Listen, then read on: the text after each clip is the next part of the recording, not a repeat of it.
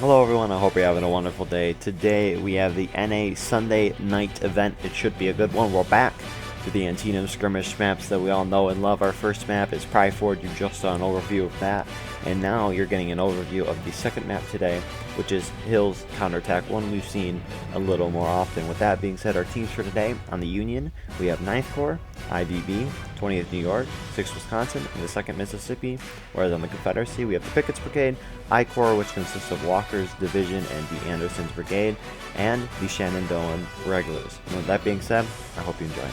Here we are with our first round. Your team for tonight is myself as Guardian Eagle, with that one Sevi announcing, and then someone who we've had a while ago, but now he's back. We have Panzer being the frontline reporter for the CSA. How's it going, everyone? Oh, I'm doing great. You know, after church we had a bit of a cookout, so I got some burgers, and you know, I still feel full from that. So you know, I'm content to start playing some War of Rights games. Let's go. How about you, Panzer? How's it going? I'm doing great. You know, glad to be back. Glad to be getting some good kit footage for y'all. All right, sweet. And I'm glad you're here. And with that being said, our first map, Pry Forward, one we haven't seen in a while. I'm going to enjoy it, though. We're going to first see artillery because Sevi loves that. So, no. numbers, there's about 10 more Union players, which that's good for the attackers. But on artillery, Union has 3 on artillery, and Confederates have 8 on artillery. You know, that's a little bit more understandable as the Confederates, because they're the defenders. They're less focused with charging men on a point and winning the melees from that way. So you know, I don't think that their tactics here are necessarily horrible, and the Union's conservative use of artillery will definitely be able to counter batter. I mean, even if they counter batter a little bit, that annoys them. And 3 guys can do a lot. 3 guys can do like 80% of what 10 guys can do. So you know, I think that both teams, they're not really doing the worst thing ever there. But what does interest me is what the infantry is doing, actually. How they're all going to the left flank. That's basically what you need to be doing on this map. So it looks like we have the Pickett's Brigade and Walker's Division holding the farthest back, with the Anderson's Brigade holding to their right. And in the front is more Anderson's Brigade with Goondog. What does Goondog Somebody tells me say? that first corps is big. All right, yeah, one regiment. Oh, no. Get out of him, please. So let's look at the Union approach here. So in the front is the 20th New York, and to their right is 9th Corps. More 9th Corps. Behind them is the 6th Wisconsin, and we have 2nd Mississippi behind them with the IVB behind them. No, all right. You know, I just prefer to keep my ears shut, you know, and not listen to that kind of thing. So, with that being said, Union seem to be approaching here on the Confederate left. We actually appears to have some skirmishers from the Confederacy over here. Looks like A.B. Volkaren. Yes. So, what I hope to see for the Union's sake is instant charging. What I don't like to see here on the Union's part is shooting.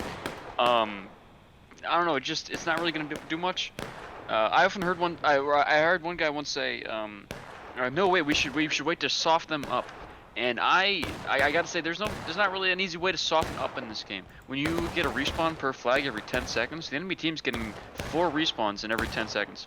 So yeah, there we go, an instant charge. That is what you need to be seeing, but only half their team committing to it. Very interesting. Yeah, indeed. So it looks like the IVB and 9th Corps is pushing up into this charge here against this first Confederate rock here. Confederates taking their shots and then almost instantly falling back. You can see the rest of the Union in the back now charging in, but it is kind of late. If the Union hold that rock formation, they could stand a good chance at just shooting the rebels. I know I just said shooting doesn't really work well, but here right now they're at 40 yards away, and the rebels don't have much cover. I think the rebels' best modus operandi here would also be to charge. Union's still spreading out. They're not, and rebels are actually falling back. Interesting. This is I think Anderson's brigade is pulling back here. Walker's and Pickett's brigade, Walker's brigade division's now pulling back, and I think Pickett's brigade is falling back as well. I think they're using the deflate and bushes right behind that for a little bit better cover. Like the hill kind of forms a little deflate form. Yeah, for sure. Hard to see from the sky. Yeah, so let's cut the Panzer here. Panzer, is Sevi correct? Is that what you guys are doing right now? It looks like it. I haven't really been filled on the strategy, but it looks like we're just doing some peeling movements. All right. Sounds good. Thank you for that. Yes, and keeping information right here, which, I mean, I think we've seen First Corps play Pry Forward before, and they played it extremely similar to this, where it was just staying in formation and continuing extremely rapid fire. So that's what we see here, and that's pretty neat. Yeah. So on the Union side, at least, it looks like they do have better cover, and they're a little more spread out, so that gives them more opportunities, and they have more manpower. So in my opinion, I still think that they should be constantly advancing. But hey, it's still 35 minutes, and the Union has taken the far right rocks. That's usually a pretty good sign of things to come for the Union. However, the Confederates, again, they haven't really lost that many tickets yet. The guys that they lost on the rocks, they had alliance. That wasn't too many. So maybe if they're able to keep this up and just keep falling back in good order, they won't lose so many tickets. Yeah, exactly. But however, because they have fallen back so far, it has allowed the Union to essentially control the point here. You can see the point is right there, and Confederates would have a hard time trying to retake that point if it was lost. And do you, we should probably like mention the fact that it's kind of hard to see from directly above, but that hill right there that the tree's on, you know what I mean? The hill to the right of you? This one there? Yeah, that hill right there. Oh, no, yeah, that one. This one right here, this hill, it provides a lot of cover for the Union. It looks very little. In fact, it really is only like a 7-foot up and down each side. But it allows the Union on the other side of the hill, the east side of the hill, to not really get hit by Confederate artillery or even rifle fire if they move over there. So, yeah, which I don't know exactly what the Confederate artillery is doing. Are they all focused on counter-artillery? I think they are, so... It appears so. They're focusing their gun forward. I don't know. I mean, even... Hey, well, oh, look at that, Union early capping. I like to see that. That is going to force the Confederates to come out of their house if they actually do capture, which I think capturing here is the correct move to do. Full capture. The 6th of course, they might not do that. Is on that point right now. On the front rocks, we do have the 20th New York taking some hits, though. I think the cavalry, is that correct? Yeah, because of that flag. There's a little triangle there. Do they have all the cavalrymen they can have, like on the tab screen? Let's see here. No, they do not. Oh, well, I guess there's a couple of empty cap spots in the Union. So the numbers have evened out a little more. It's about a 6-man balance. So we have 2nd Mississippi and 9th Corps holding in the back here, and then it looks like IVB is beginning to move forward. A counterattack has begun here. Looks like IX. Yeah, it's 9th Corps. I see an IVB. I'm stupid. I think. Where's whatever. IVB? Well, either way, looking at from. Oh, there they are. Is this them? I don't know. It does seem like the Union is spreading out quite a bit to attack these rebel skirmishers, and you know what? That's not that bad. But there are very few rebels over there. That being said, though, if they're able to keep the rebels, those few skirmishers, that like 5 or 6 of them, and the artillery, then that line is putting down quite a good number of Confederates that the rest line won't have to deal with. I would agree with that. Confederates beginning to move forward here. Charge. They're not going for point, though. They are going for this first little Union patch here, the 20th New York. If they defeat in detail, that can work very well. Hopefully, for the Union's sake, they realize they pull out their pistols. It looks like they are, but I don't know how well that's going to do, just because the sheer quantity of Confederates that are here. Looks like they did lose quite a few of the Confederates, but they are going to take that point. What do the rest of the Union do, Scream? Are they charging in? Yeah, so we got Panzer's view here, and now the rest of the Union appear to be charging in on the overhead. Yeah, just 9th Corps, actually. Union's kind of spread out, though. And half them like stopping to charge, and now the other group just came in off the hill.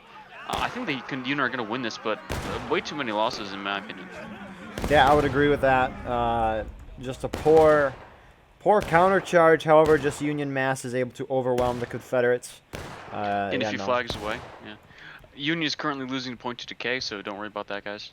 That's just decay. The Confederates there, I think that was a good beginning on their charge. But they should have known that they were charging at the cavalry, and in my opinion, I think they should have. Ooh, Confederates engaged. That hurts. I think the Confederates would have had a better chance if they had went on the west side of the big hill and just held the point over there, like these rocks with your own cannons to the rear. I mean, they can press the tab screen too. They know that the unit only have 3 artillerists. It wouldn't be that big of a danger. It's a 17-man imbalance now. Yeah, that is definitely a huge impact. That's probably why they lost there. Holy cow! When you have a 17-man impact and 8 guys all the way back on artillery not being able to aid the melees, you're not going to win a melee. It's just not going to happen. No. So let's check out the Union defense of the point. Out in front right now, we currently have the 6th Wisconsin. Behind them is the IVB holding in a very nice defilade, with 9th Corps moving in as well. On the far Union, I'm guessing this is 20th. Yep, 20th here. Is that the flag? No, it's not. That's the rebel flag. Yeah, it is. So we have Confederate skirmishers and Confederates reforming at their spawn here. Yeah, but this is like now that the Union have the ridge, the Union have the far right. Confederates are gonna have to charge basically wherever the Union sees them. That's one of the downsides of giving up point on one of these larger maps, or I'm sorry, one of these clearer maps, is that wherever you go, the enemy is gonna see you. So in the Confederates' case, they're gonna be seen if they try to attack the left, right, or center. And still, having skirmishers to shoot artillery is a waste of time for the Confederates, in my opinion. I think that the best thing that those artillerists right there is doing is not really hitting anything. It's just keeping those like 5 artillerists or 5 skirmishers constantly shooting at them. Yeah, I don't think the skirmishers are hitting too much. Yeah, that guy just missed. Of Yeah, course, really. that was just one shot. But however, it seems that some Confederates are moving out in front here. Looks like we have the Anderson's Brigade forming up. It should be mentioned front of for all the left. viewers at home that on the Holcomb's Legion, which is one of the Confederate regiments, both companies, if you spawn in as corporal, you get a Sharps carbine. So hypothetically, the Confederates have just as many Sharps carbines as the Union. So the cavalry thing is pretty much mute. Although I do see that they're not using their NCO spots, and a couple of them are actually as sergeant. That's a guy in sergeant. I guess he doesn't know. That's unfortunate for his sake. But yeah, the Confederates here, this map isn't, it's known in the community as a more USA map, especially for attacking, and obviously attacking is a little bit easier for the attacker, especially on 150 player servers. That being said, the rebels here, I think, are just outnumbered, but also, I don't know if their strategy exactly is something that's going to pan out very well. I mean, when you're outnumbered by 10 to 15 throughout the match, and then you have a lot of guys on artillery too. It's very hard. 20th New York falling back almost instantly.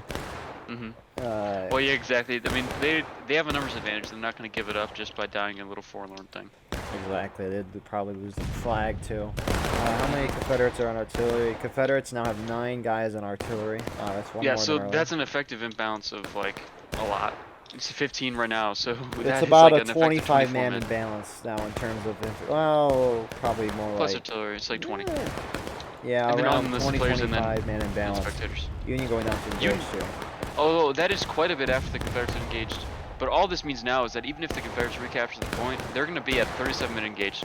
I really like these open lines we see on both sides. I think the actual down to the line tactics of each unit is pretty good. I just don't know if the strategy that the Confederate team is pulling off, combined with their unfortunate number scenario, it isn't really helping. But just like looking at the North Corps line and the skirmishers on the hill and the people on the right rocks, I don't know, like how would the Confederates attack this, right? I guess they could try to just charge far left, but then that's all I really can do. I would think the best Confederate approach should be right down the middle here, because if they I did agree. get to this position, they could use the hill as a deflate. I mean, I don't know if they would win, especially with this huge man imbalance. However, yeah, I think that's the best approach they have. I agree completely. And even then, like I was saying earlier, they know that the artillery wouldn't be an issue. And really, there's nobody over there. Plus, God, I was about to say I'm pretty sure one of the Confederate regiments is Buckenball, but I actually don't know. I think the Confederate bottom does. I know for certain Hulk Legion has Enfields, but I have no idea about the other one. If, honestly, here's the thing, right? I don't know if Confederates will be able to recap the point. Maybe they should just keep charging and dying and try Indeed. to drive both sides down. Yeah, exactly. In my opinion, the Confederates... Oh, look, there's a little IVB charge going on these skirmishers. Good few out of lines right there, and that might bring down the Confederates. I mean, again, it really doesn't matter ticket-wise, bring down the Confederates. But why not, right? Exactly. Ooh, nice shot there. And what was I saying? Oh, I think that their only chance right now, the Confederates, is getting down the Union to last stand, and the only way we can do that is by charging. Like I said earlier about the Confederate strategy, what I meant was that why would you shoot? In this scenario, shooting isn't going to do any good. All you can do is charge. So I don't know. It's like a picket charge, It's if we do not maneuver and face the enemy, What's the yada worst that yada. could happen? Yeah. No, but like in a video game, it's a video game. So worst case scenario, you lose the round. Well, if you shoot for the next 12 minutes, you lose the round. So just charge. Yeah. I don't know. Speaking of which, Panzer if you're, I have a couple questions. Is the CSA planning to move out, try to charge, or what is the plan right now for the CSA? There really hasn't been much guidance put out. Seems like we're just trying to shoot him down right now. All right, cool. Thank you for that. I got a nice view from him, but yeah. So you can hear that there, Sevi. Confederate's just sitting here for now shooting. Yeah, which is definitely unfortunate for them because you're not going to win this map by shooting. And like I said many times, shooting to get a few extra tickets, like taking losses, like you can knock down a ticket level in like 15 minutes by shooting. Charge! Look at that. That is what the Confederates need to be seeing. Is even though they are outnumbered by a large margin, they just need to have aggression. Like Lee at Gettysburg. Maybe not that type of aggression. A coordinated, good aggression. Like but... Lee in the 7 Days campaign. However, in this instance, though, not the whole Confederate team is not pushing. Only half of them are. Confederate's about to get encircled. I like the plan, however. It's quite unfortunate how it goes down. Our frontline reporter here in the midst of this action. It is absolutely crazy here on the point. Confederates seem to be winning on this portion. However, Union's just pouring in from all sides. So I doubt we're going to see the Confederates win this year. Yeah, look at that. The like you said earlier, how the only half the team charged in. Just now, the other half of the Confederate team charged in. I don't know why they waited. To my knowledge, they're allowed to use team chat in this event, so why would they wait? Exactly. That was just weird. That was just really weird. And all that charge did was bring all the Union over to the hill, the exact point that they need to take. You know. I mean, that's gonna happen regardless. I mean, you gotta push at some point. Well, it's gonna draw the Union in. But my point was that they should have all charged in at once. That way they could have defeated the Union groups closer, and then everyone else. Look at that. Yeah, Confederates are taking losses. Still, though, the aggression's good. But I really think they should have started that with 16 minutes on timer and not 11. Is this Scoondog? No, it's Cheeto. Cheeto! What's happening to my boys? General Lee! I have no vision. General Lee. Ya no tengo división. If you haven't seen Gettysburg in Spanish, dude, we actually didn't. We didn't make that through that movie. We skipped through to Gettysburg. Or he was like, General Lee, ya no tengo división. So Union appear to be falling back. Some Confederate Rambos coming up here to reclaim their flag, or at least this man. Please look at that. Mr. Claiborne. Oh. Getting the flag? He looks very uninterested with the flags. He just realized that they were there. He looks like an RPG character. Oh, there he goes. Look at this brave yeah. soul. Saving the... That'd be funny if he got TK'd by artillery. I was really hoping he got shot right there just for... Oh, that's perfect. That's perfect. That's beautiful timing. Oh my goodness. You know, I see here that the 9th Corps, I think that they just reformed their line between the hill and the rocks on the left-hand side of the screen, bottom left. And, you know, they're facing an enemy that isn't really there right now, and I think they could be better used on top of that ridge right there. But I don't know. I mean, the Union's going to win this round regardless, especially if the Confederates don't even bother charging. Again, though, like, I know the girls are at number 20. I'm just saying, you know, you know, people have won with worse. Back in the old 150 player times, yeah, that flag is cursed. Back in ye old 150 player times, man. I remember old 2nd Corps. We won Hill's counterattack on number 25. And it's, I don't know. This round, it seems like the Confederates want to waste the time that they have. I mean, really, they had a 20-minute counterattack, and we've seen 1 charge, or maybe 2. What we should have seen was like 10 charges so far. We honest to God should have seen nothing but bayonets, group up, and charge this whole time. But that's not what we're seeing. And it looks like, I don't know, it just seems like, well, we're going to lose a charge, so why bother charging? Yeah, we're going to lose a shootout, so why bother shooting? I think a charge is more fun anyways. But whatever. Different mentalities. And these guys are not charging in. Sorry? Oh, you're good. No, you're just, I was just going to agree with that. They're pushing forward right now. Yes, and even when they do all charge, it's very spread out. And why would you bother shooting here? Again, I don't know why you'd bother. You have less rifles than the enemy, so just get up there. I don't know. I don't like it. I don't like it. Union's taking losses. Honestly, if they could, well, you can probably get last stand in 7 minutes by charging. Oh, for sure. However, Confederates might easily go down the final push as well. That is true, but I guess it's better than sitting around and just losing the game, I guess. And here they Some go. of you may die. That is a sacrifice I'm willing to make. Here we go. Oh, that was Nice a beautifully timed artillery. artillery. I don't know if it got anybody. It hit some dirt. They're Oh, it's using killing this dirt. defilade here. Confederates kind of pushing. Now they're beginning Are they to push capturing forward. point? T's not up. Are they capturing point? Yes, they They are. are capturing point. That is probably the worst, the precise worst thing they could be doing in my opinion right now. I think that they literally could not be doing anything worse, Yeah. in my opinion. They should probably, yeah, just keep charging. Because if they recap point, they're for sure. Union's just going to wait until them to hit breaking, and then they're going to. Yeah, because remember that the Union just had taken losses. That means that the Union has just under 50% of their tickets left. If the Confederates recapture the point here, they would go up to that value. So they would have, I'm just making up a number, 47% of the tickets left or so, right? Playing with 37 minutes left on the timer, with less than half of your tickets as the defender, is impossible. Especially when we already know that even if the Union lose a point here, the Confederates are just going to retreat and give the point right back. Which I guess maybe they're going to use that to try to force the last stand. That right now, I guess. Yeah, they is would a gain problem. probably a minute and a half of time to do that. Indeed. So just perhaps that's their plan. Their plan is to capture the point, lose the point, and then try to push down the Union to last stand. I mean, I'm gonna make sure to ask that question during the post-game interview, because it is definitely that would be the only strategy I see working here. I don't think anything else could work, especially winning off the black timer. So yeah. A lot of those Union shots went over. Indeed. And Union's now taking a couple casualties that ran up and fired. It's unfortunate because you run up, you lose some stamina, you have a little more sway, you got to fire kind of quickly. They just fell back to reload and open position. Confederates have retaken the field here, and it looks well, like if they hold there, then they're screwed, and if they retreat, then they have to get really lucky. So it looks like they are retreating. So I'm hoping for their sake that they get lucky. You know, because these Confederates. Now you see that's a lot of guys back there on point. It looks like a lot of guys just didn't like to listen to orders. This guy's still aiming. That's not really smart. Oh no, he's reloading. No, he's taking the bayonet off. That's you hate to see it. You hate to see it. Yeah, So the last few rebels up there died to a couple people in the Union, and now it looks like I don't know if they're gonna give up point. I think they should retreat further.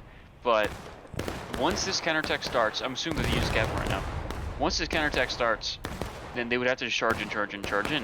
But the Union knows that that could happen, so they're not going to cap until the Confederates are breaking. So why are the Confederates still engaged? Why are you still up here? Are they trying to win off normal timer? Are they charging now? Why would they charge now? Looks like they're trying to win off normal timer. What? interesting approach here. On the line, walkers. I don't quite understand this strategy. I don't know. I guess maybe they're gonna try to stay in formation and then push the Union down to final push first. Which that's basically just winning conventionally, and I don't think the Confederates can win conventionally with 25 people on. I like how the Union have just like started using pistols because they don't even need to bother with their carbines anymore. The cavalrymen. They get 6 shot offs and die and then respawn, you know, like it's the strategy that works way too well. Yeah. Indeed, Union pushing up now. It looks like they're going to charge the Confederates out, or at least run up the hill doing rising volley. Rising volley, they're not always the best volleys, and Confederates still you're have a not lot gonna of get that people many here. kills. I like how that one guy's kneeling. Yeah, that's what you need to be doing when you're taking losses with half an hour left, is to kneel. Whatever. It is what it is. Well, maybe is oh what it my goodness, that volley! Did you see that? That was a lot of Confederate. It was like 4 dudes. That's like when there's a bunch of ants in your backyard and you pull the hose out at them, you know? No, but yeah, like, do you mind checking the imbalance? So it is a 26-man imbalance. Plus artillerists, but we're just gonna pretend like they're as good as infantrymen, I guess.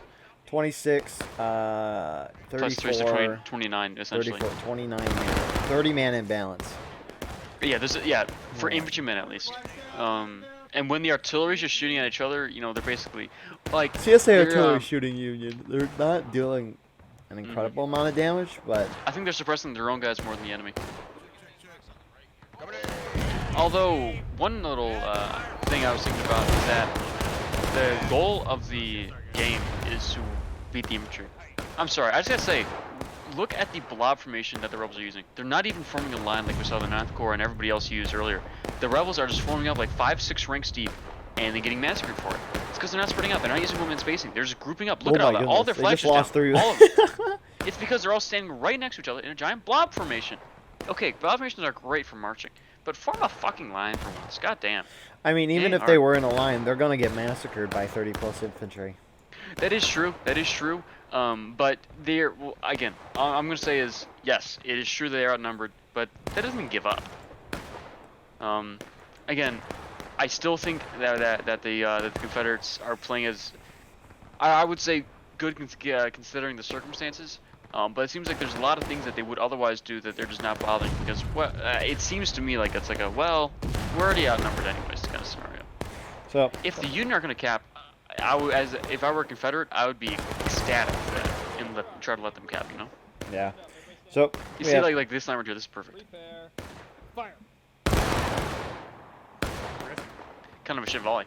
Yeah, I'm just kidding. a little. It was decent, a couple off, but yeah. So IVB's on the left here, and to their right is 9th Corps, and to that right is 6th Wisconsin, 2nd Mississippi, with the 20th New York to the right of that. And in the Confederate lines here, we have the 1st Blob of I Corps and SB. I do not know what that stands for yet.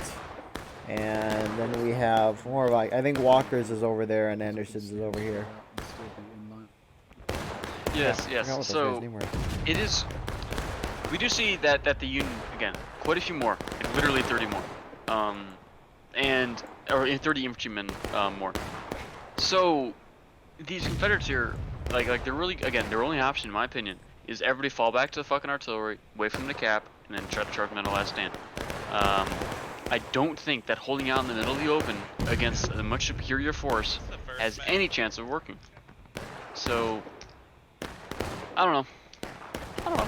Yeah, I don't know. Clearly, last standing them isn't part of their strategy, which I think is unfortunate for the Rebels. Rebels have now lost all of their cap on point. Union are not capturing it, which is a great opportunity for the Confederates just to fall back all the way back to that fence and just let the timer start going down. But we don't see that. Yeah, I don't know. Let's cut to our frontline reporter, Panzer here. Panzer, how are the Confederate team feeling right now? How's it going? Seems very disjointed right now, my friends. Yeah, it's quite unfortunate the situation you guys are put in. Union point is going to be capped now as the. Yeah, Union just won the game. There's no way that the Confederates can come back from that 31 minutes. Ooh. Like even then, I'm sorry, that was where I missed. I killed like 3 people. I'm sorry, you shouldn't have 10 guys in artillery, especially when you're outnumbered. Yeah, Confederates not charging in here yet anyways. I think they're just going to move on to the next round, rebalance it, going on the breaking. I think they're just going to move on to the next round here. We got some charging happening now. Well, wait, I was going to say, great on the Union. That's like 8 different groups that they're forming a line. That's like perfect. Like one-man spaced to perfection, flags running up and down. Literally great. Is that Air Cup line? Yankees show their true colors. Let's see, that'll do it. Is it just me, or was that thing blue for like a little bit too long? What, the point? Yeah, it seemed like it was full cap for like a second before it actually registered that they won. Oh, whatever. Yeah, there's been some of that happening. I think that's just a bug. But yeah, with that being said, Union getting a decisive win. However, they did outnumber the Confederates by ranges of 10 up to 30 by the end of that round. We'll see if there's balancing in the second round. But yeah, we'll start with our announcers here. So, Sevy, your thoughts? Again, I do believe that with being outnumbered, the Confederates really did not have any cards in their favor.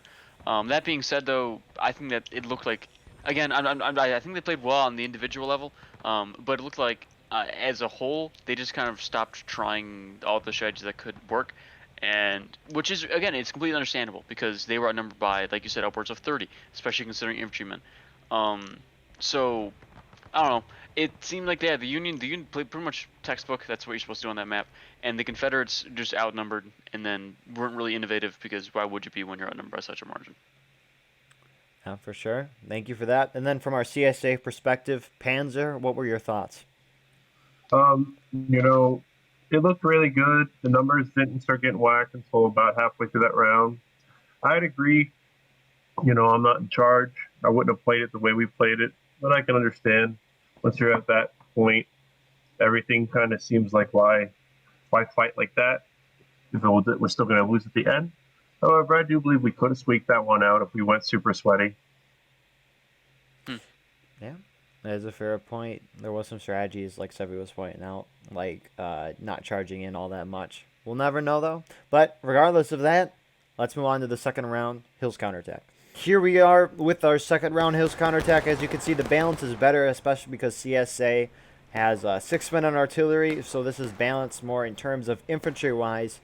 So, yeah, let's get right into this. Union spawning on point right away, taking some shots, and then their peers, that majority of them are running up to this wood position. Up here we have the IVB and 9th Corps. And by the way, 20th switched over to the other side, which is why numbers are a little more even. And the 6th Wisconsin is pushing left. They're kind of far forward, though. In terms of the Confederates here, we have... Are they going to be brum rushing to the left? That is a pretty solid strategy for the Confederates.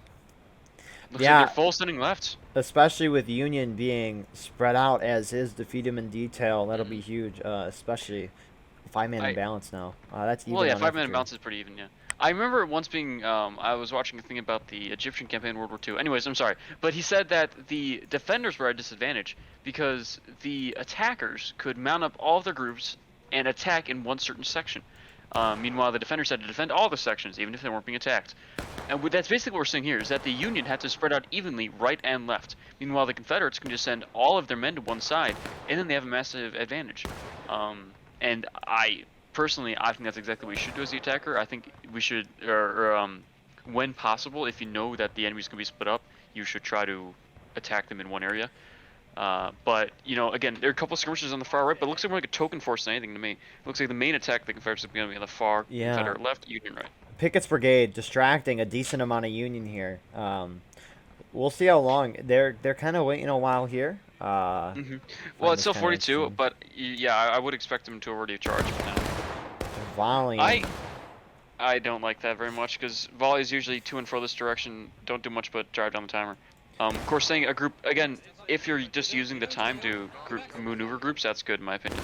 But yeah, I can't wait until like customization is after like 12 South Carolina, and then regiments like force all their guys to make sure that they have blue uniforms. Oh my goodness. It's gonna happen, you know. So Pickett's brigade is slowly pushing forward here. Actually, the 20th is with the Pickett's brigade, so these forces are kind of even on each side. Union had a decent amount of their men pull back to this corner position, some in the woods. That's a little risky. A little, especially if the Confederates charge. Confederates pushing up a little more, though.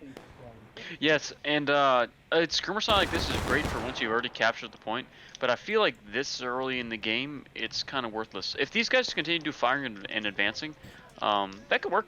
That's definitely a viable strategy, and pretty secure too when you have higher numbers to stay in formation the whole time. What I don't like is waiting until after you've just sprinted and then taking less than a second to aim. I don't think those shots are very accurate, you know. You know, they're kind of shooting into a bunch of woods here, assuming that the Union is there. I mean, there are some there. Look at that, though. Yeah. A beautiful line, really, and the Confederates, what they're doing here is a good way of attack. But still, I think a charge would be better. I think it'd be just as effective, if not better. So I don't know why they're not just starting. Looks like the Union have completely fallen back through the woods on the left flank of the Confederates, and on the right flank, they're actually pushing forward. Do you see that over there in the cornfield? Yeah, it's Who's that? 6 Wisconsin, I know, is over here. I don't know, I saw some guys moving in from spawn. It looks like some of 9th Corps guys, the 51st Pennsylvania, with the 6 Wisconsin engaging. Interesting approach to go. It looks like they got 2 kills there. Yes. Confederates are Really capping aggressive point. I always believe that the left flank over here is, people always say, oh yeah, you can flank the Confederate force. Yeah, well, and gain what? Killing the Confederates doesn't really get anything to the Union's position. What it really does is position yourself away from point and in danger. However, like you said, yeah, Confederates are taking point, and I believe taking point, just like last round, taking point early is exactly what they need to be doing. I'm loving all the early capping we're seeing recently. We got Volker in here and Kirby-Yo capping the point. Oh, they're getting off. Gosh darn it. They're probably, I guess could be there's baiting the Union. pre-capping. I think there's pre-capping getting in the Rebs' favor for when the tickets drop. I always love early capping. Early capping works. It worked last game. So numbers still in CSA balance, though. Indeed, indeed. So these Confederates, again, firing and advancing, it's really good for getting an enemy out of a position. But what it's not very good for is killing them killing them out of line. Again, killing doesn't really matter in itself, but out of line certainly does. So you can see it's forcing these guys back. But no, IVV is just running, appears to be running up, taking buys. Actually, no, they are falling back. Never mind. Yeah, I think they're falling back. So, I like the Gettysburg music. Yes, sir. Yes, like these Confederates are just early capping, or I'm sorry, it's not early capping, they're pre-capping. And the Union, it's not the worst thing ever, because what are they going to do? They just kind of got to retreat, don't they? So 9th New York is pre-aiming here. They're pre-aiming as the Confederates now come through the woods here. Oh, are we going to see a big volley on the Confederates right here? I mean, I think we're about to see the couple Confederate guys get dropped. Or maybe not. Oh, they recalled arms. Based. Oh yeah, they're still in. How much time is left? So, you got about 38, going over 30 minutes. 38 minutes. So, good aggression on the Confederates' end, but they're not really chasing after tickets. Like an attacker really should be. I would have believed that charge right there at the beginning of the game, forcing a few out of lines, would have been a much better, advance than taking it slower. Generally speaking, I mean, this isn't one of the most taken and balanced maps. I'll go check the list real quick before I start giving the correct numbers. But it just, I don't know. It's working naturally. It pushed the Confederates out of the position. What was that, Sorry? Panzer? If you check the right Union flank, both sides have moved up. The other flank. Oh, I see what you mean. Yes, indeed. Okay, now people are still singing Erica.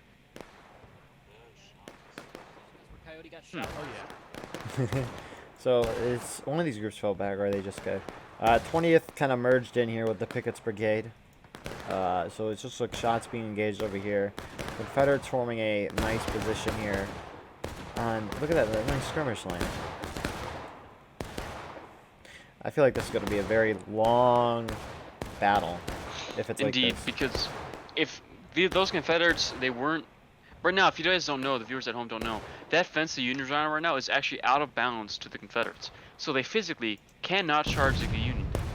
So if you're going to try to shoot them down, why bother? In my opinion, I don't think shooting down is worth it. It'll take more time than just the counterattack would be. So in my opinion, the Confederates right now should just capture the point. The Union, I'm pretty much doing everything they could do. Oh, they're charging in. I think we're seeing quite a few losses on the Confederates. Yeah, they're gonna be out of bounds once they hit the fence. That's unfortunate for the Confederates. In that really all they can do is run up and shoot. And if they stay over there too long, they're gonna die from out of bounds. Unless, did they update it or something? I don't know. We're gonna see a couple Confederates drop here. Looks like the flag bearers fall back. I hear them yell. Confederates are falling back. Union's up and overing and countercharging. Union is countercharging.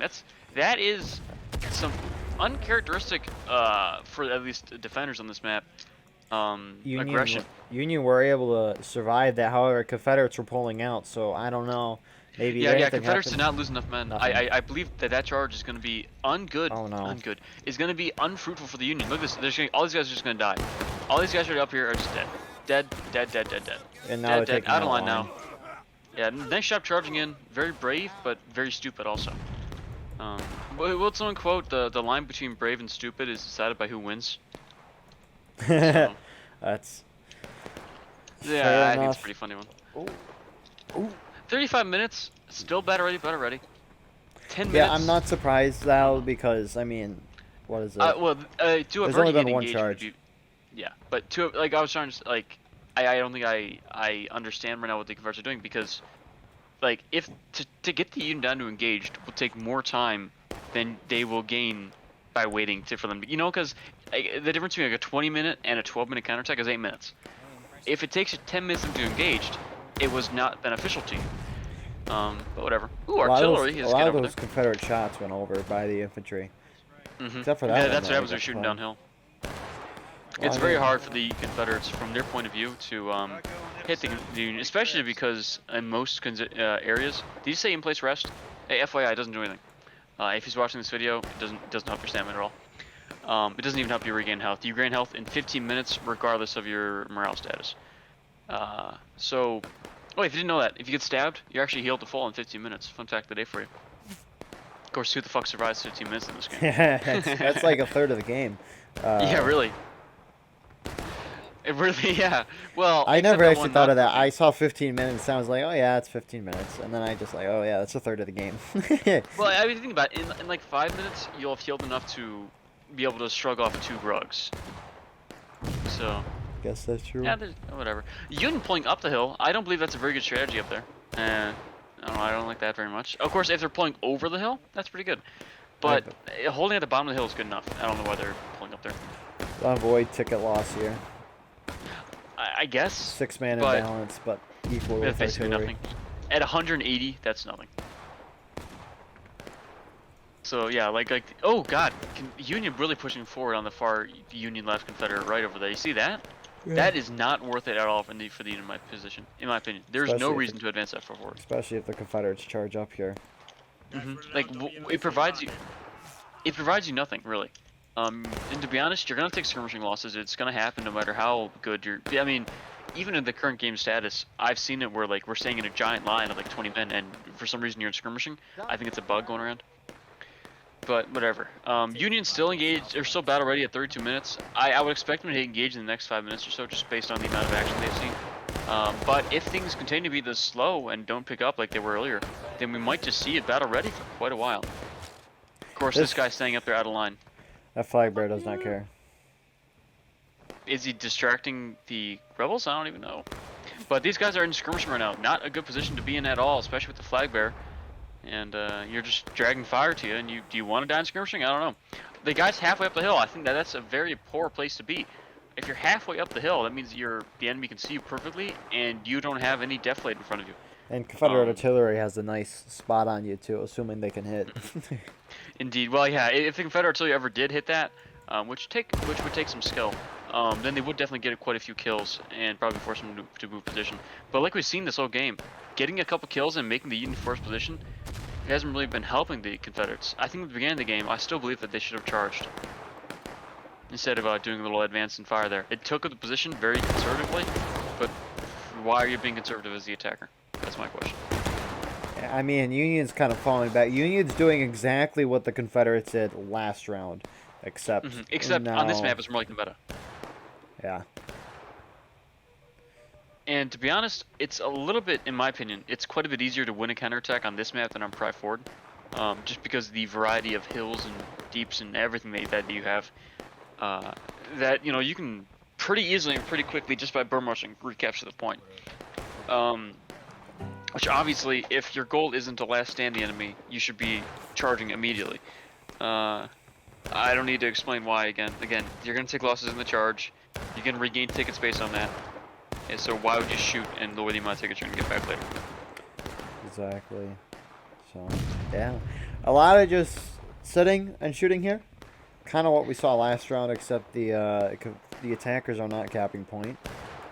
Which I still think that if the attackers had captured the point and held their current positions right here, that'd be very good and very beneficial for them, because where would the Union attack from? They would have to charge right up the middle. But what we often see on this map is that instead, like right now, I think it's easy to say the Confederates control the entire field except for areas that are out of bounds to them. I think on the far right, maybe that's in bounds to them. I don't have it memorized. So it's interesting how the Confederates, who control the entire field, aren't capping, because they can just move a few guys to point and then do that. I'm sorry, but what I meant to say earlier was, what we usually see on this map is that out of nowhere, the entire Confederate team goes to point, and then they're all just in a giant, fishbowl, and it sucks. Union engage at 30 minutes, near on the dot. Yeah, for sure. So Panzer here is on the left side. Panzer, what's the Confederate game plan right now? How are the Confederates feeling after the Union hit engaged? It seems like we're just shooting them down, trying to get them as low as possible before we cap. I see. Thank you. Yeah, are they trying to just knock them down the braking and then go, or do they plan on pre-capping at any point? That's usually the strategy for this map, but I would assume with the way the time's going, we'll probably taking loss. All right. Here comes the Confederate advance right now. All right, cool. And here's what I gotta say: the Confederates have controlled the point since 42 minutes on the clock, right? They could have. I'm sorry, since like 40 minutes or so. They could have capped then, and that would have been saving more time than they just did. At this rate, the Union will hit taking losses at 15, and they won't even hit breaking within the game. The Confederates either need to pick up the action or cap now. There's no benefit at this rate of losses, especially since the Union have almost completely fallen back. There's no benefit to waiting any longer. The Union engaged, great. You just got your 12-minute counterattack that you're looking for. Now use it. Unless you want to wait another 15 minutes to save 4 minutes and shave it off 4 minutes off the counterattack. It's just not worth it, in my opinion. It's 5 minutes. It took 15. Correct. It took 15 minutes to bring them down to engaged. It'll take another 15 to bring them down to taking losses. At that rate is what I'm trying to say. If they pick up the rate, then sure, it's worth it. But whatever. Yeah, we see the Confederates have pushed forward, and they're a little less coverage in terms of trees and stuff. However, they can get some possibly better shots. However, those shots are kind of hard. Union is on the crest of a hill here, a little behind that crest too. This is going to be very hard for the Confederates to hit them. Yeah, Union is doing a good job conserving tickets. A 30-minute engaged, not the best, not the worst engaged you've ever seen, but definitely something, yeah, I would not be sad with at all. So, I mean, the Union over here, what more could they do better? They had a lot of guys down there at the bottom of the fence way too long. In my opinion, if you're going to pull back, pull everyone back. And now they still have guys up there dying and skirmishing, and I don't understand why they're doing that. That's just kind of useless. Yeah, I do not know why the, I think 2nd Mississippi is up here. Yeah, I mean, if I were their teammates, I would definitely be yelling at them to get the fuck back. Yeah, 6 Wisconsin kind of pushing forward, though. Yeah. I am intrigued to see when the PB and the 20th will push for this group or charge in, because here's the thing though, Confederates have nowhere to charge. That's out of bounds for them. It's a shootout. The only place they can charge is over here. So I think if they're going to wait until taking losses, they have to force a melee. And again, I still don't think waiting for taking losses is a good thing, because at this rate it'll take 15 minutes and it won't save you 15 minutes of time. It'll save you like 5. So they need to force a melee, and the only, like you said, the only place they can force a melee is on the far right. But still, just early cap, It ain't bad. Just early cap. Come on. Like like fucking, I don't know, peer pressuring them. You want early cap. Everyone else is doing it. Are they going to capture? It appears Are my dreams fulfilled? But okay, here's what you see, in that the entire team just went to point. Why? Why didn't they send 4 guys to point while the rest of them held the hill? But you always see this. I'm not like docking them. See how Confederates didn't engage now. That's pretty funny. How much time is left? You mind checking? Oh yeah, not bad. So 26 minutes. Both sides engaged. Confederates are ahead by about 3.5 to 4 minutes in terms of going to engage. That's not bad. It's not horrible, and to be honest, I think the Confederates could probably win through this counterattack.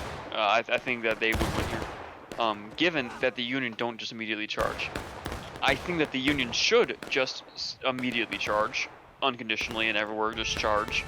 But I doubt that's what you're going to see. So are they charging, or are the Union still shooting? A nice Confederate artillery shot. Union are advancing. No, there's a guy up there on the top of the hill still reloading and shit. Again, why bother? It's counterattack. There's no reason to shoot the enemy. What? Whatever. Hold here, yeah. Again, I don't like this. I don't like this strategy at all. Nothing's happening over here. The longer this counterattack goes, the less time you have. That's a given. Confederates pulling off point, going back into the woods here. Not a bad idea, because they're no longer in a fishbowl. Yes, and again, take the Union here. You have 12 minutes left. You have near equal numbers. Why aren't you charging? Why would you shoot? Like, it doesn't provide you a benefit. The benefit is knocking down the tickets you'll eventually get back in taking up severe amounts of time. Unless you're maneuvering into a place where you can charge from, it is a waste of time. Again, you have literally, like they already wasted the first minute of their counterattack doing nothing. They only have 11 more of those. So, again, really, I know, but think about it like that, right? They just used a 12th of their time doing nothing. They didn't charge, they didn't do anything. You can get like 5 charges off in 12 minutes, but we're going to see like 1. We're going to see maybe 2. We're probably going to see 1 charge and then a desperate bayonet and go. And, you know, that... whatever. If... Yeah, wait, are there skirmishers on point? Are there Union skirmishers? Why is it like this?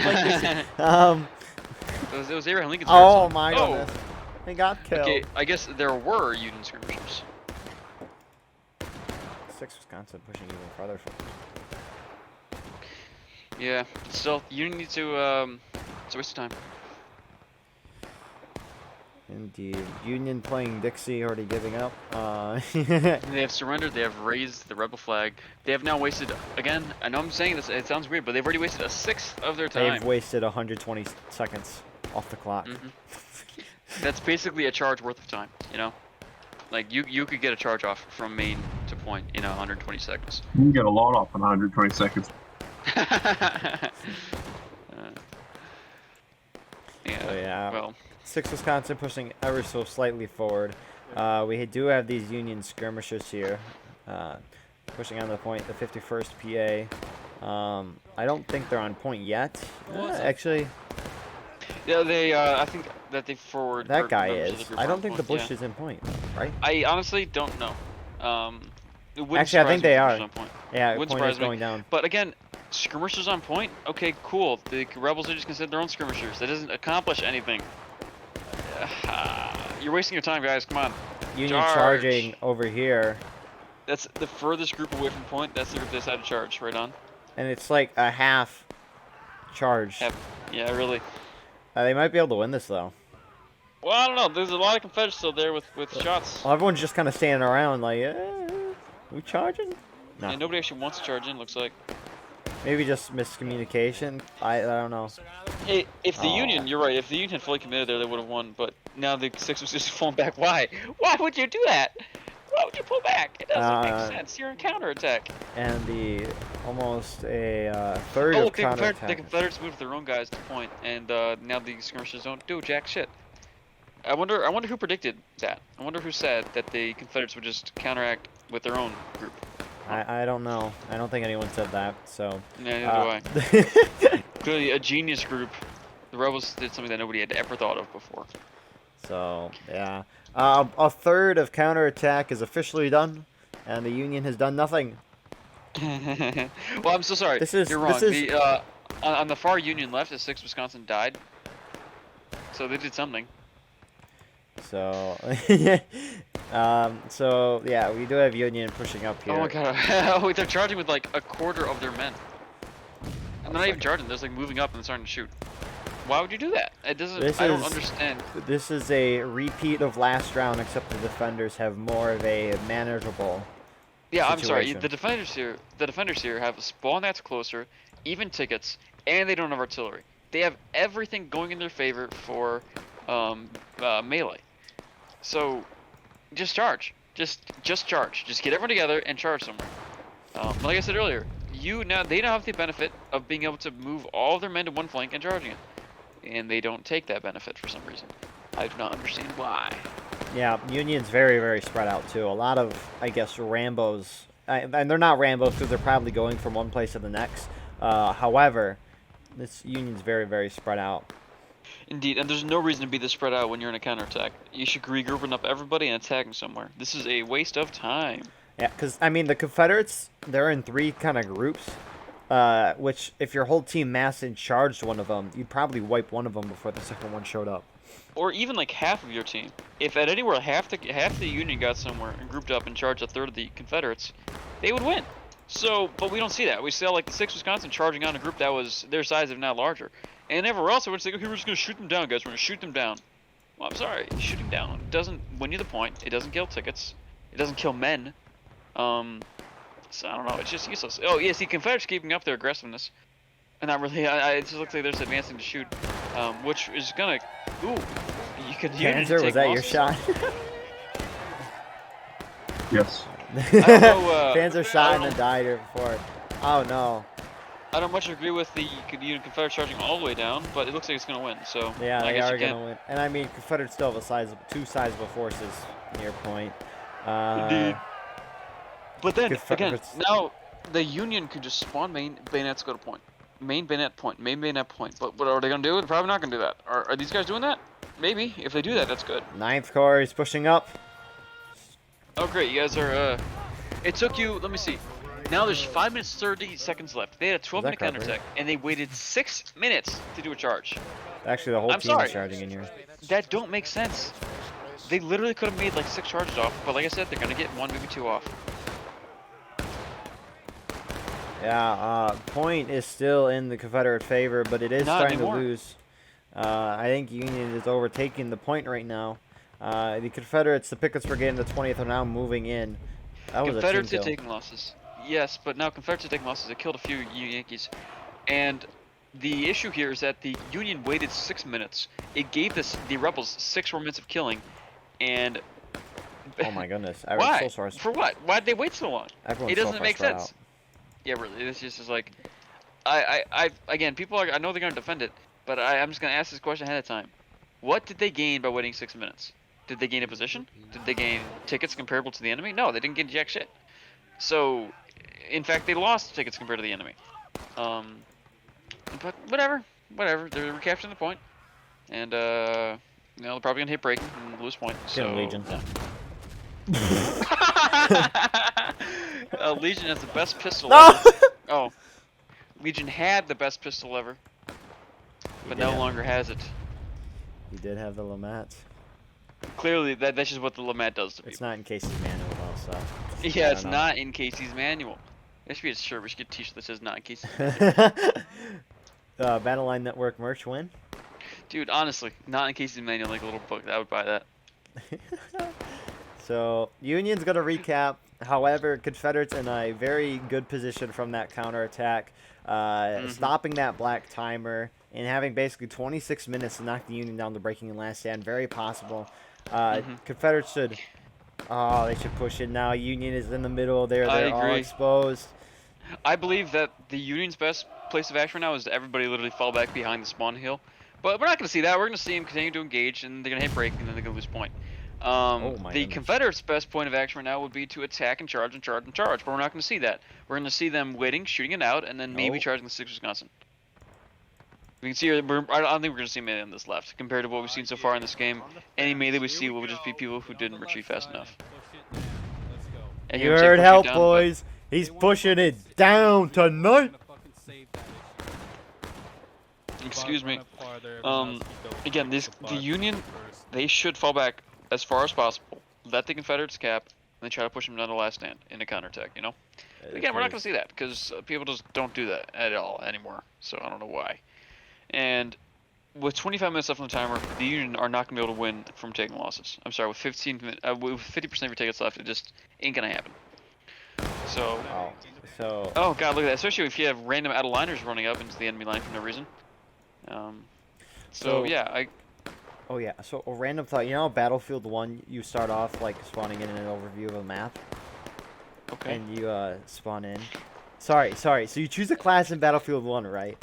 And then you Okay. spawn in, and when you're choosing a class, you see the overview of the map. That'd be cool if it did something like this, where like dig you in, and then boom, you spawn. Like that'd be kind of cool. A random thought. Oh, that would be cool. That would be cool. That'd be cool if they did that in War of Rights. Although that would probably require more man hours than horses. Also, but here's the thing, though, right? If they did an overview of the map like this, the Confederate You'd see commander the could just be enemies. like, I wonder where the Union is. But yeah. Confederates, you have some skirmishers here. I think these are the guys, yep, the 9th GA Cav. We saw them skirmishing over. PB and the 20th are returning to their original right position. 6th Wisconsin moving farther right than before. Rest of the Union not pulling back and holding up there. Again, this If they're gonna hold this hill, I don't think that that's the worst position ever. In fact, you might have said earlier, I said that they should fall behind the hill. I think this is better than nothing, especially since they're all here. Because they're gonna all be in formation, and when they take a few losses, it won't mean anything. If they're able to drag out, I know I just said it'll be really hard for them to do this, but if they are able to drag out taking losses for maybe until 15 minutes left on the clock, which wouldn't be impossible, and then maybe don't hit last stand until there's 3 or so minutes left, that could be possible. The U needs to be really conservative with their tickets right now to have any chance at winning. And for the Confederates to have any chance at winning, they need to capture a point right now. What are you waiting for, right? Yeah, I'd be a little wary of capping at taking losses. I would be too, but again, if you hit braking as the attacker, you can just retreat. That is true. There's nothing forcing you to stay there when you're still braking. That is true. If the attackers hold the point when they hit braking, not a good idea. However, Confederates do have control of the point. They could start pre-capping right now. Decay is happening right now. Confederates should try to pre-cap. Yeah, I agree. Why did Union hop up and over there? I don't know. I think they're just trying to get a bit of volley off. Which, why bother? You're not going to get the enemy down to final push. Just wait for last, or just wait to drive down the ticket. The count on, you know what to say. But still, like you said a minute ago, they should be pre-capping, and I believe that they should be pre-capping because they control the field. The moment that the Union hits braking, they should have like 5 seconds to go on the point. You know. Nowadays that you can press T and then lower it'll tell you if you're capping or not. It's so easy to pre-cap. So I don't know why they're not pre-capping. Yeah, I remember we used to like have to send over like really good people at the game to know when to get off by themselves because that's like such an independent position. But now it's like just look in the lower right, keep spamming T, and then that way you know when you're on point and not. Yeah, for sure. It looks like we have Union respawns going to the center rock here. Union, again, very spread out to what we saw earlier. Hopefully this group moves in to start pre-capping, and I think that's what they're doing. Which, again, pre-capping, I still, again, I know it's taking losses. It would be a risk, but I believe that the Confederates should cap right now.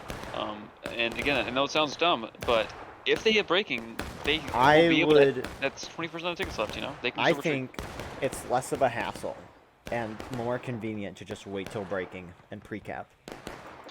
Yeah, I guess. I guess on the hassle department, sure. But, I mean, on the you're going to win if you do it, I think capping right now would be an easy win. Because, again, if you hit braking, you're not dumb. You can retreat. Nothing's forcing you to hold there while a quarter of your tickets go away. Again, going from taking, just barely hitting braking, the moment you're braking, you still have 25% of your tickets left. That's quite a lot. Nothing, it's not like on the brink, oh my god, we're gonna hit last any second now. Like, I don't know. Yeah, there we go, capping. I think that's the exact move the Confederates need to do.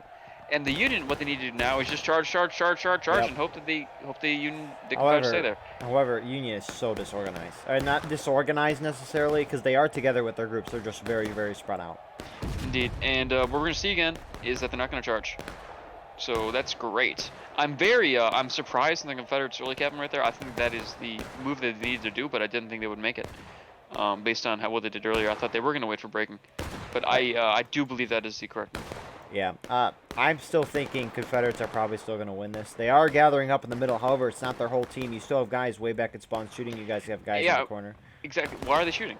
The only chance that the Union has right now of winning, which is a very small chance, is from charging. And the only chance that they have is by charging enemies and getting down to last stand. So capping does nothing for you. It doesn't do anything. It doesn't help you at all. Still sitting back here shooting. Yeah, shooting ain't gonna help you. It does nothing for you as the counter-techie. I'm gonna use that more often. I don't like it. I don't like it one bit. So let's check the Confederate defense here. It looks like we have Walkers and Andersons holding up on this fence position. To the right of them, more of Anderson's brigade. I think this is some skirmishers from the Andersons brigade. This is the 9th Cav with, actually no, it's some AB and 20th, and then 20th and PB is holding up on this right side. A decent Confederate defense. They can come from all sides. We have 2nd Mississippi pushing up really, really far right now. And then with some of 9th Corps and 6th Wisconsin holding in the woods. Are you sure that was 9th Corps? Yeah. I didn't see, I'm sorry. Oh, it is, yeah, I'm sorry, I'm blind. No, you're good. We have more of 9th Corps holding over at this position here with more of 9th Corps holding there. And then I think this is the IVB. IVB is holding up on the right side here. Again, thought Mustang I had don't the flag understand. for a moment. I don't understand why the entire Union team is so far back. There's 4 minutes left in the game. Have they given up? Are they trying to lose right now? Are we gonna see a desperate charge at the last? Again, what benefit does it give you to wait to charge? It doesn't help you. Why would you do that? I don't understand this. It does not make sense to me. I'm gonna have to ask them. Both games, it seems like the defenders just are like scared shitless of the idea of even maybe being in a melee. Woo! I don't understand it. It's just crazy. Even their counterattack. Like, why are they so scared? Just charge. Come on. Yeah, for sure. I'm kind of surprised the Pickett's Brigade in the 20th hasn't moved up to these snake fences here, or straight fences, or that snake fence there. They could be closer to the point too, and be more readily available. It's not like any of the Union is holding there, unless they're afraid the Union's going to flank them, but that's just a small critique. Yeah, again, I don't understand why they're not charging. Maybe now they're advancing? Again, why would you wait so long? What benefit does it give you? Like, I still think that they should have been ready for that cap, and they should have been together, and they should have charged. But what we're going to see now is I think they're going to stop on point and start capping. Which, again, what benefit does that give you? Do you want to be at 20 minutes with the really low taking losses? Hell no! So go charge the enemy. Bring them down to last stand. So, 6 Wisconsin charging up through your 2nd Mississippi, still holding back. It looks like IVB is on the far side here with 9th Corps behind them. Union getting a general push. PB and 20th coming in to reinforce, being stopped by some of 9th Corps, I think the 51st PA. And it looks like shots are engaging right now. Union obviously is gaining the point right now. But that doesn't help them at all. Like, this is an exact repeat of last round. Yeah, really. Well, except now it's really unexcusable for the Union here because they have even people. Sure, they can have like far more people. Yeah, there you go. Union breaking. Why'd you wait, guys? Come on, discharge. Now you already know that the Confederate's gonna be close behind you. 20th, I think 20th here is now charging in. Yep. Not a bad idea. Try to go down the braking so then you can immediately recap. The rest of the Confederates stand charging. I think they're just trying to win the game right now. I think, charging right now is the best course of action for the Confederates. I agree. Yeah, Panzer. We're going to cut to his view right here as he is charging into this melee. It looks like Confederates are going to win. Yep. Union is pushing off. Confederates are breaking now. Yeah, they just won the game, I think. Why did some of the Union pulled off here? How's it going in that charge, Panzer? Going well. Still alive despite all the carnage that we could see on the fight here. It is crazy to look at from this overview. Panzer's getting a couple kills here as this charge finishes. We're going back to our overview here right as this charge finishes out. So if you see now, there's a minute 48 left. The only chance that the Union has right now, because they're not going to win at 20 minutes breaking, is to give them a last stand. You're not going to get 25% of a team's tickets in a minute. However, you could totally get 25% of a team's tickets in 7 minutes. Why'd they wait? It is unknowledgeable to me. It is incomprehensible to me why they would wait. Why are the Confederates still charging? They're gonna win. They're gunning it over to point. Probably I guess no reason. The next minute and a half.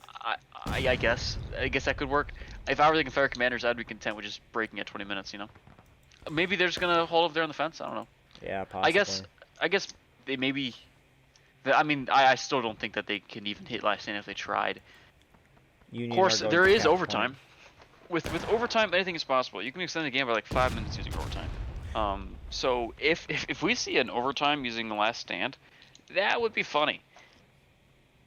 Hi, mister.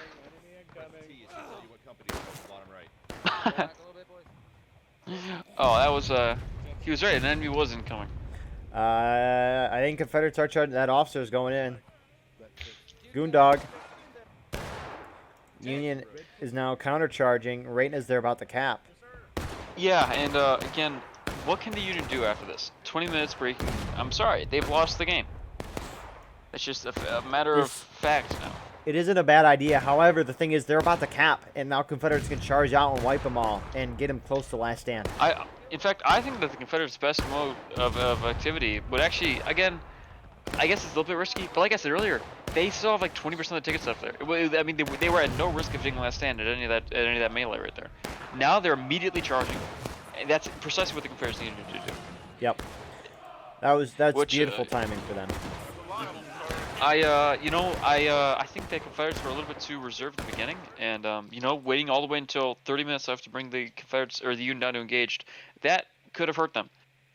But with this right now, where we're just seeing Confederates attacking, that's good. I think that's really good, and I think for the attackers, that's especially what they need to be doing.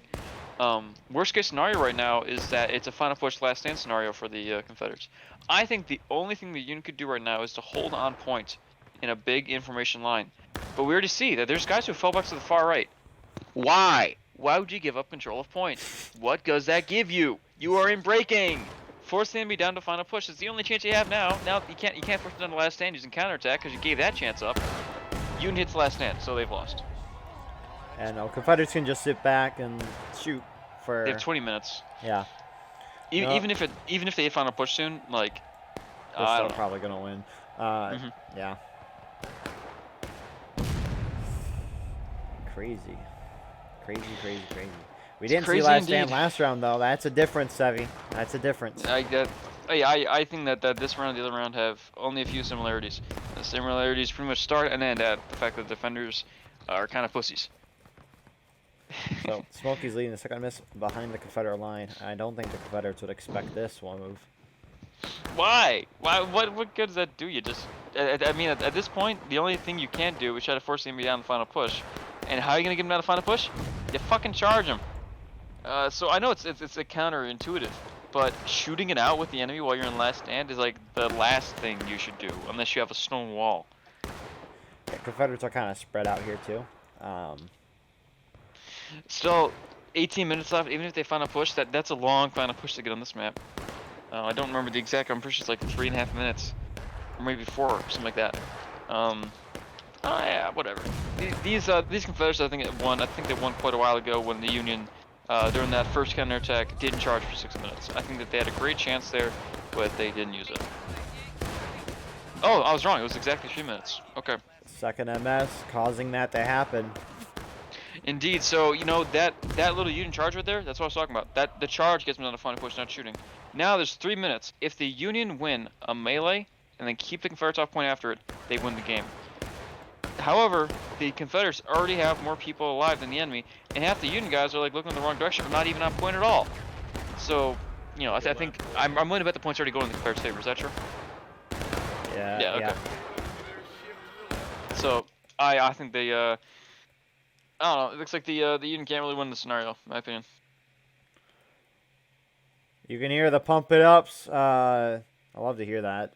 However, yeah, this is the beginning of the end. Not really the beginning of the end. This is the end of the end for the Union. I think the beginning of the end was about 20 minutes ago. Wow, that was it. Okay. We lost all the finish on point. Yeah, fair enough. Oh, that's how that works. Okay.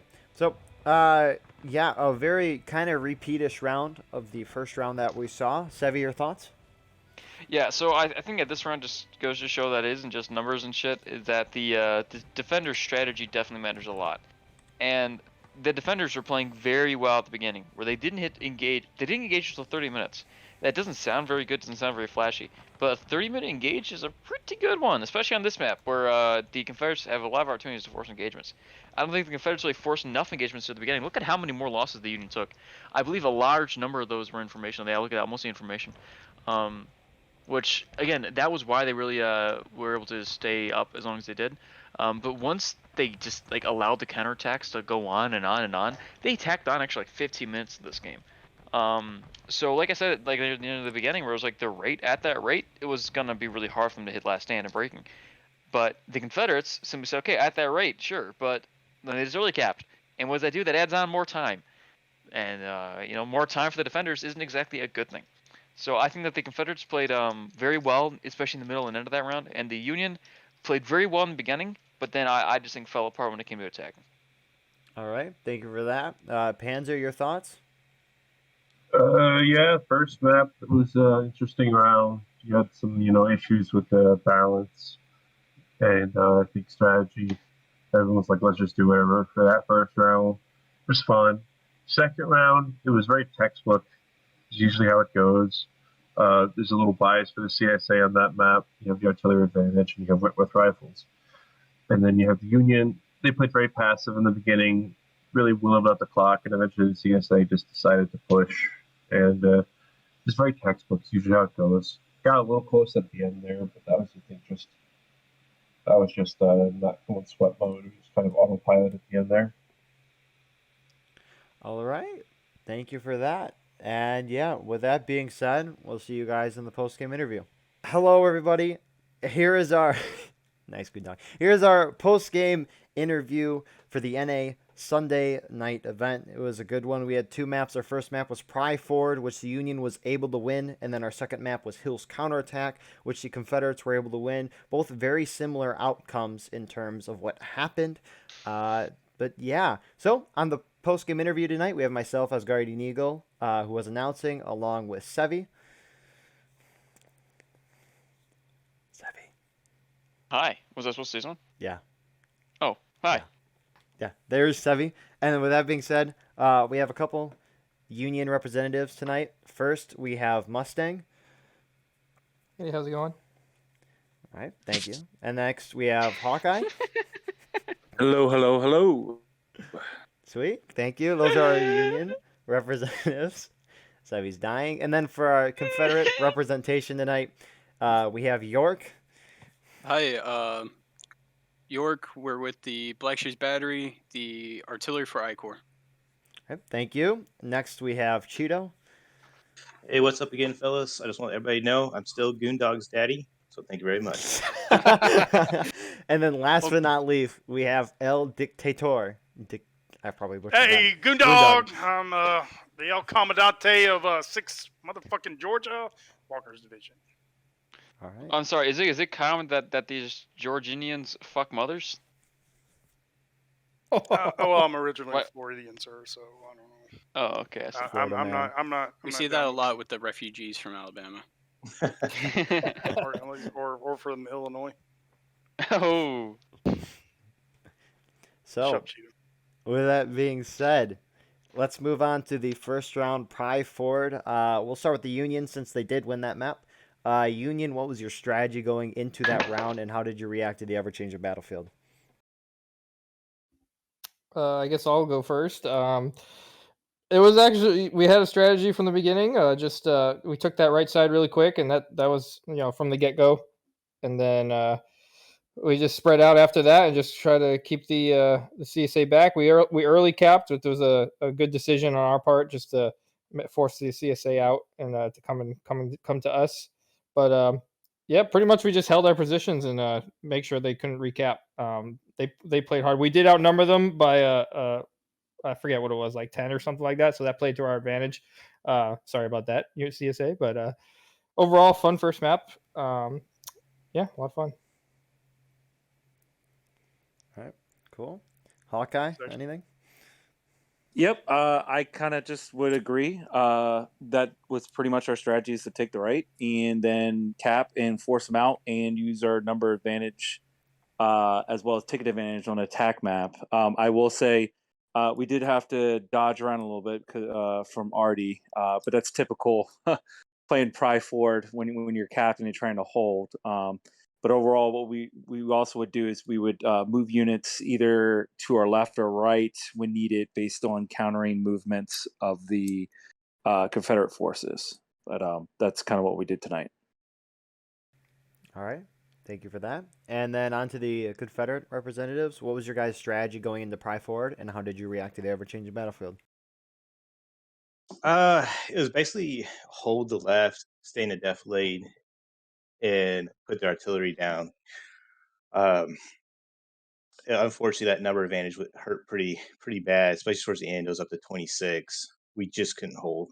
Like, we would try to hold the rocks on the left. You saw all those numbers and like twice the size. Like, there's no point in holding those rocks and losing all those tickets. And it's so hard with for Confederates on that map to not lose tickets. So we did best we could, hold the left, push what we could, try to use our artillery as much as we can. I think we did all right with artillery. They seem to do it pretty good with smacking that middle.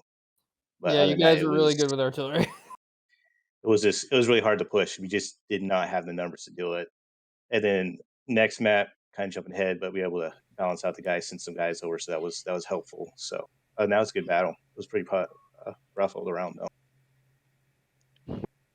Yeah, I agree. Yeah, the numbers really hurt, but I think the union did actually. I'll talk good about the union. I think they did a great job whenever they sent wholesale everything right, and they stuck to it. That's because that's something you'll see. Usually that first initial that wouldn't stop. We were kind of sitting in the defilade waiting because we know you're going to charge right, and we didn't want to have everybody up by the rocks, and we want to wait for you to come in, but it was just overwhelming force right there, and you stuck to it. And it was hard. We threw everything we could at including kitchen sink that way. I think we tried to then start. I think it was we were just trying to find places where we actually could have a number advantage, and you guys just kind of stuck together, which was a good thing. Artillery is doing good. We did a few good things. We drew some guys out, especially in front of that point at one time. We shot shit out of a lot of them, but like I said, in the end, it's numbers, but also I won't say it's just numbers. I think you guys had a pretty good plan on that one. You're right. I just want to say, you guys' artillery was definitely tearing us up in some spots. So, kudos to them. Yeah. So, we had tried to pull off two artillery pieces just to deal with the absolute wall of Union that had formed up around point, and that was just if we could break that wall and somehow get our infantry through the holes and maybe push you guys off the hill. That's kind of what I was seeing down there on the field. So we were just trying to throw as much lead and explosives down there as possible. That's exactly what General Lee said before Pickett's charge. If we can break a hole in their line, they will break in the center. Yeah, exactly. In the center, they will break. Exactly. I do have one question though for the Confederates, and that is that in the first round, I saw a lot of like waiting back and shooting during a counterattack, while the timer was just going down. Was it at all a thought of just like nonstop charging, or was that even mentioned at all? Well, I can take that. In the end, we had tried to make that charge, especially well when it got close to the end, we sent everything we could. It's just, man, you could not continue. You don't want to just keep hitting your head into a wall and the wall not moving. So you got to go around the flanks. We kept testing, we kept probing. But the thing was, when we would try to hit one side, they would kind of crash in. And so, with the numbers advantage two plus, hey, we got lower tickets anyway because it's a defense map. So you got to be kind of whenever you still got a lot of time on there, you got to be kind of worried about that. But at the end, we did try. I mean, but like I said, Union had a good play on that one. I'm sorry. I guess my real question was like, do you wish you had been more aggressive, or do you think that was just a gone conclusion the moment you had less numbers?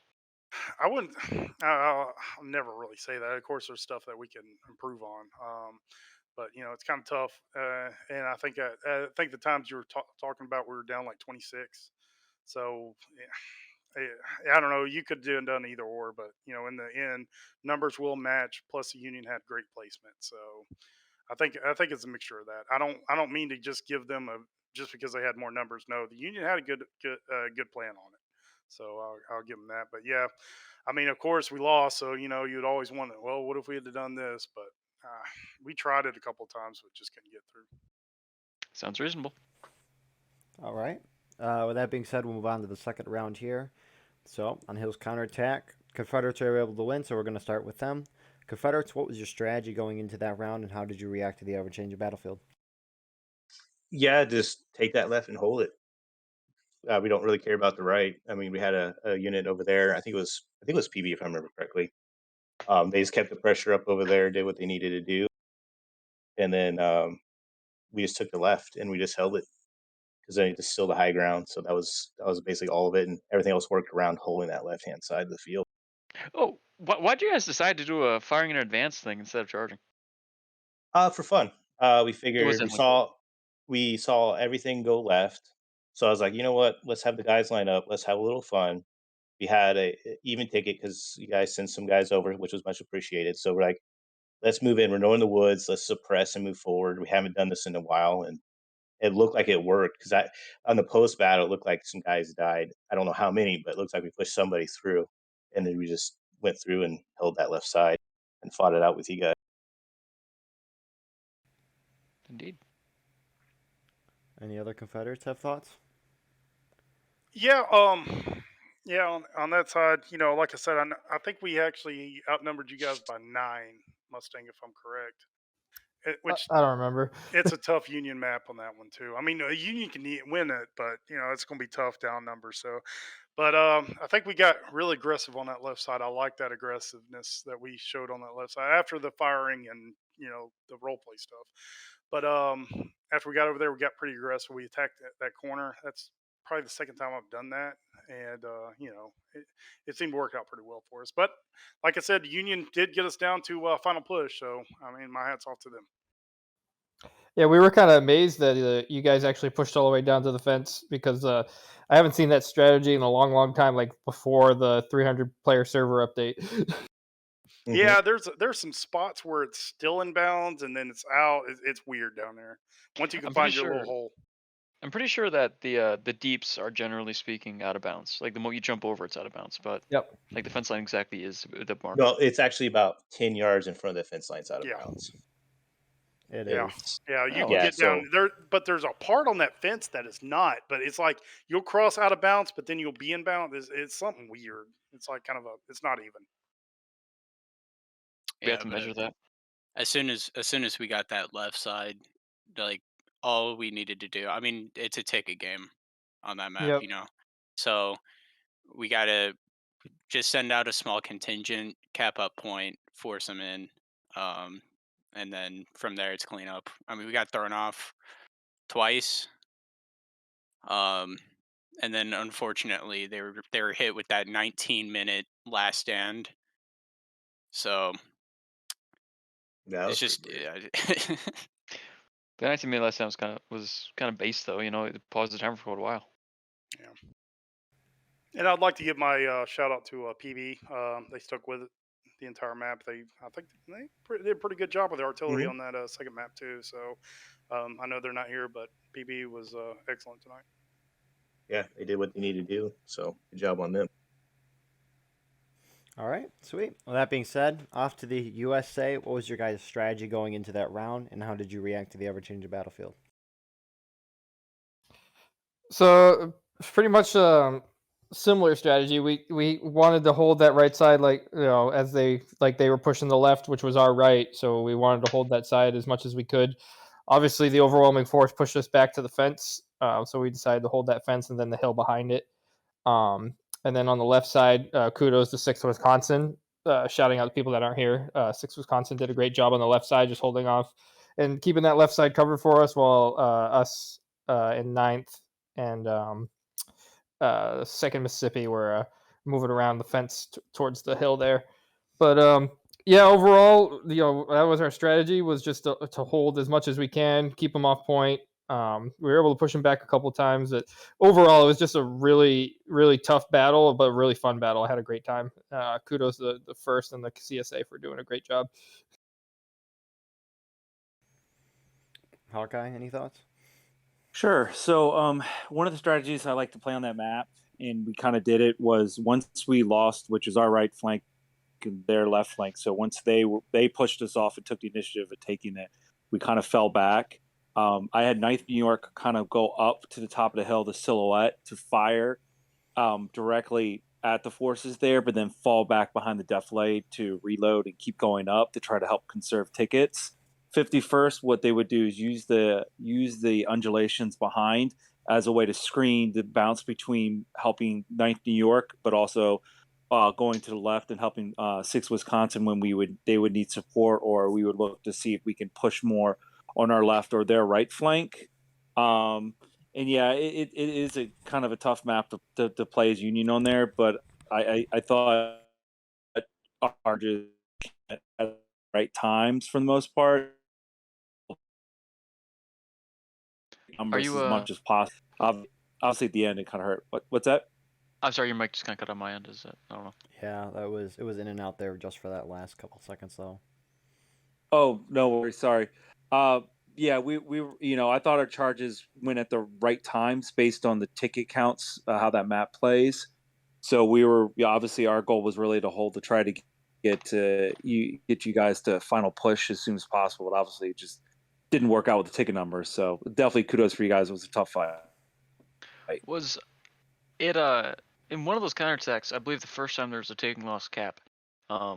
It took until there was 5 minutes and 30 seconds on the timer for any major Union charge. Do you guys think that you should have been more aggressive during that time period, possibly to push down the Confederates on the last stand, or even at the very least take the point back sooner? Because it seems like those 6 minutes did nothing but diminish the ticket count left. So we had really good communication between all the USA leaders and stuff. We kept putting like smaller units out there to try to recap it and stuff, but it just took a while. So it just took us a while to come to that decision to make that charge. We all had good positions, so we weren't in any rush. But yeah, we just kept trying to put smaller units out there to get it down before we made the big charges, but that didn't really work out. Yeah, plus since we were both at taking losses, if we dropped down the breaking, we're hoping that if we went to recap, we would move back up to taking losses. And so that would kind of help us out. So then we can try to get them down to breaking and then, even up the ticket counts basically as much as possible. So that was kind of the understanding why we did that, because we were talking about charging sooner, but then we kind of held back and said, okay, let's see if we can at least do as much damage as possible.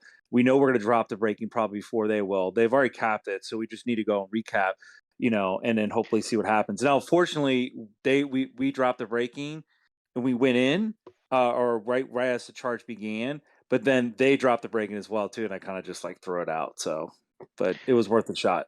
Yeah, I guess my question there was like, do you regret trying, like you said, to do some damage? Why would you do damage if you're gonna get those tickets back later? Do you regret that? Would you have done the same thing? No, I would have probably done the same thing. I've done it before on hills. Yeah, played that map quite a lot. Oh, okay. Yeah, it's a tough spot that we were in, especially not having that artillery support is really a disadvantage on that map. Okay. Just. I know you don't like artillery, so all I'm gonna say is there's a reason y'all lost. I think the reason was loss is my fine leadership. Oh, obviously, yeah, no. The reason I agree. referring to was Goondog, actually.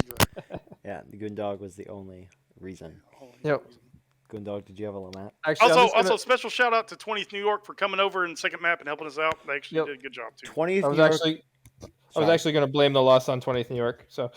Yeah. Yeah, because they moved over. Yeah. 20th New York. Well, they didn't have Coco, so they're an excellent unit. Yep. 20th New York without Coco that's masterclass. Speaking of people moving over and stuff, second goal, were they supposed to be on our side or the Union side tonight? Union. Yeah, so we moved over second miss, and I think. Okay. Yeah. 20th New Well, that York would have was fucked the up the only- numbers even worse, I think. Yeah, they would. Yeah, it would have. 20th New York was the only regiment to not lose tonight, so congrats to them. Clearly, the 20th New York is the real winners of this game. Duncan was in the audience. He left. It was. F. So, yeah. Any other questions, Sevy? Or. Oh, that's all I was gonna say. All right. Any other comments or questions that anyone else wants to ask? Good matches. Yep, definitely good matches. matches. Fun. They were fun. They were great to watch. Yeah. So, yeah. With that being said, please like, comment, share, subscribe for more. The War of Rights event coordination Discord will be in the description if you want to join Sunday any events. There's other events throughout the week that they do too, but you can check that out there.